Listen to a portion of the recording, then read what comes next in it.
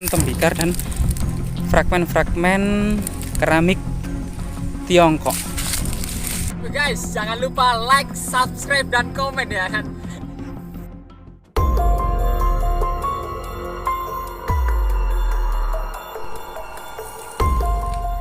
Peradaban masa lalu di Jawa Timur ini senantiasa unik dan sangat menarik untuk dipecahkan. Terutama peradaban kuno yang dibangun oleh Empu Sendok yang demikian tertarik pada zaman timur dan begitu tega meninggalkan Jawa Tengah. Ada 3 teori mengapa kemudian istana dan keraton yang ada di Jawa Tengah padahal gemerlap dengan candi-candi yang sangat mentereng seperti Borobudur, Prambanan, Pelaosan, Sewu, dan lain sebagainya ditinggalkan begitu saja. Kemudian pemerintahan harus beralih ke fokus ke Jawa Timur dan Pulau Bali. Beberapa teori yang diajukan oleh sejarawan antara lain adalah letusan gunung berapi, termasuk gunung-gunung yang ada di Jawa Tengah ya, Sindoro, Dieng, dan lain sebagainya. Yang kedua adalah memang ada serangan dari Sriwijaya yang begitu masif, terutama perebutan akan hegemoni atas Selat Malaka ya, karena semaraknya perdagangan internasional. Dan yang ketiga adalah banyak hal yang memang tidak bisa dipungkiri setelah kepemimpinan Rakai Kayuwangi yang merupakan putra dari Rakai Pikatan, atau setelah Rakai Pikatan meninggal. Rakai Pikatan, Empu Manuki ini orang yang mulai membangun Candi Prambanan. Nah, ini putra-putranya ternyata berebut kekuasaan ya, berlarut-larut antara Rakai Kayuwangi, Rakai Gurunwangi, Rakai, banyak sekali, sampai kemudian munculnya Rakai Kuro, Rakai Watukuro Dia Balitung ya. Ini diduga kemudian pemenang dalam pertikaian ya dengan Rakai Gurunwangi. Dan pertikaian ini tentu berlarut-larut terlihat dari para raja ini yang memerintah sangat singkat, dan ada beberapa muncul raja-raja yang lainnya ya dalam prasasti-prasasti yang ditemukan. Ternyata banyak sekali muncul raja-raja lain. Nah, ini menandakan memang tidak bisa dipungkiri Jawa Tengah terjadi pertikaian politik dan perebutan kekuasaan yang berlarut-larut, sehingga memang benar-benar menghancurkan keraton-keraton dan istana-istana yang ada di Jawa Tengah.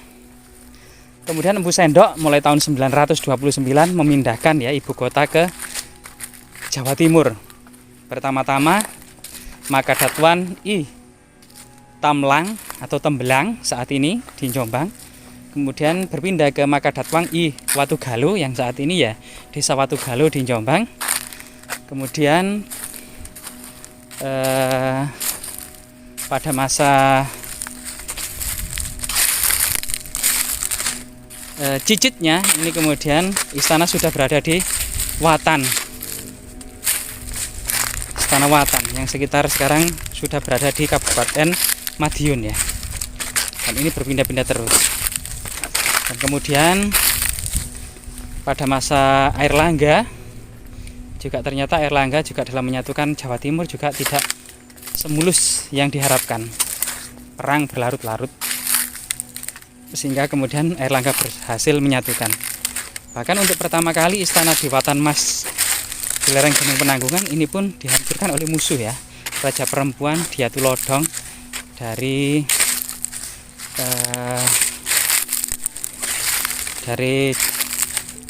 Jawa Timur bagian selatan.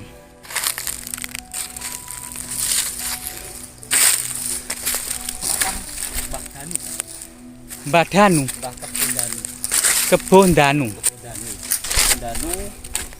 Dulunya beliau itu bertarung dengan kakak seperguranya, kemudian ditempatkan di sini. Oh. Nah, tapi ada masyarakat mempercayai juga ini adalah makam dari Arya Kamandanu, pemilik pedang naga puspa.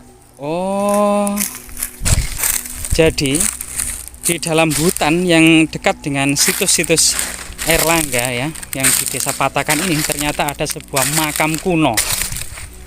Makam kuno yang ditinggikan, dan banyak sekali memang di sini ada semacam temuan tembikar dan fragmen-fragmen keramik Tiongkok. Bentuk makamnya sangat unik jadi tidak begitu panjang juga tidak begitu lebar. Jadi makam ini juga masih misterius. Masyarakat setempat menghubungkannya dengan Mbah Kebon Danu, yang juga dihubungkan dengan kata Danu ini dengan Arya Kamandanu. Nah, disinilah kemudian sebagian masyarakat menyebut Mbah Danu yang berasal dari kata Mbah Kebon Danu ini kemudian lebih familiar dengan Mbah Arya Kamandanu. Lah ini di dalam hutan ini banyak sekali ternyata pecahan keramik Tiongkok ya. Artinya memang pada masanya bukit atau lereng gunung Kendeng Utara ini ternyata ada peradaban yang besar pada masanya. Nah, saat ini memang situs ini masih dikeramatkan oleh warga ya, sebagai kemudian makam Mbah Danu atau makam Mbah Kebon Danu atau makam Arya Kamandanu.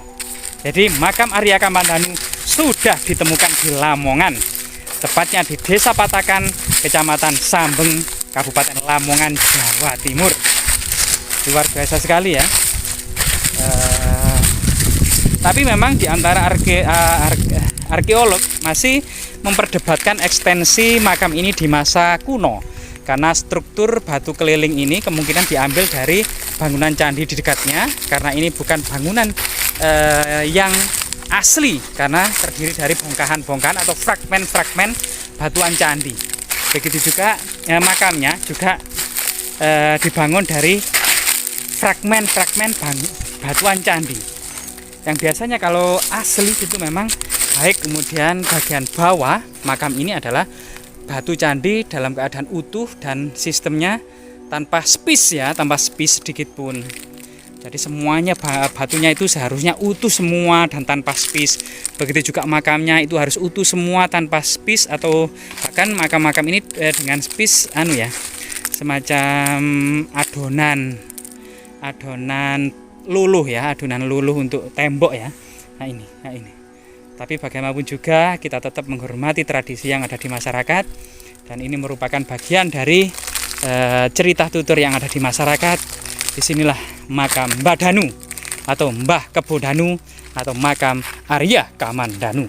Semoga kemudian bermanfaat ya, dan tetap lestari. Dan sambil kemudian kita berkeliling-keliling ke area ini, dan ternyata ini memang di hutan jati, dan di situ juga ada batu aneh ya. Apakah jejak fosil kuno? Baru-baru ini juga sempat warga Nganjuk itu juga di Kecamatan Lengkong, itu juga kondisi alamnya seperti ini, hutan jati, batuan kapur, banyak fosil. Itu memang ada semacam batu hitam yang diduga merupakan batu meteor. Kalau di sini memang kebanyakan batuan karang, karena memang dataran ini merupakan hasil pengangkatan dari dasar laut sekitar zaman Miosin, yaitu 23 juta tahun silam. Nah ini. Sedangkan Pulau Jawa yang terutama bagian tengah yang merupakan gugusan pegunungan aktif, termasuk proses-proses vulkanik dan tektonik, itu mulai muncul juga pada masa zaman kapur ya, zaman kapur itu ketika dinosaurus itu hampir punah, tapi masih ada sekitar 60 juta tahun silam.